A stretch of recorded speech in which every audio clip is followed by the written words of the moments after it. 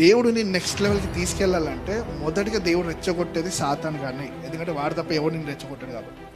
వాడు తప్ప నిన్ను నీ జీవితం ఎవ్వడు నాశనం చేయలేడు. వాడు ఒక్కడే ఉంటాడు. పుట్టింది వాడు అందుకే, అంటే వాడు భూమి మీద పడింది అదే రీజన్.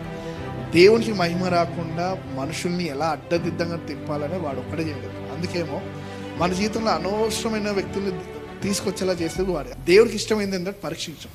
అయితే ఈ పరీక్ష దేవుడు ఎలా చేస్తాడంటే చెప్పకుండా పెట్టాడు.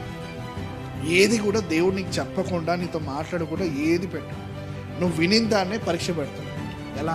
మీరు విన్న మెసేజ్ అవ్వచ్చు, నీతో ఆల్రెడీ దేవుడు మాట్లాడింది అవ్వచ్చు, లేదా నీకున్న కొన్ని ఎక్స్పీరియన్స్, ఇవన్నిటిని బట్టి దేవుడికి మరలా పరీక్ష పెడతాడు.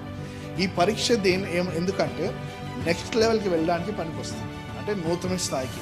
ఇప్పుడు మనకి వచ్చే ప్రతి ఎగ్జామ్ పాస్ అయితే ఎక్కడికి వెళ్తాం? నెక్స్ట్ లెవెల్కి వెళ్తాం. అలానే ఈ టెస్టింగ్ సీజన్ కూడా దేవుడిని పరీక్ష పెట్టడానికి ఒకే కారణం ఏంటంటే మీరు ఎదగాలి. ఒకటే దగ్గర ఉండకూడదు, ఒకటే స్థాయిలో ఉండకూడదు, ఒకటే మాటలో ఉండదు. When God want to test you, he will push చేసి ఎక్కడ పెడతాడంటే దేవుడు నిన్ను ఎక్కడ ఉంచాలో అక్కడే పెడతాడు. ఆ పెట్టడం కోసం నేను పరీక్ష పెడుతూనే ఉంటాడు, పరీక్ష వస్తూనే ఉంటుంది. ఆ పరీక్ష కాలం నువ్వు గుర్తుపెట్టాను, ప్రభు నన్ను పరీక్షిస్తాడు కాబట్టి నేను విన్న వాక్యం లేదా నాకు తెలిసిన వాక్యం బట్టి నేను జీవించాలని అర్థం చేసుకోవాలి.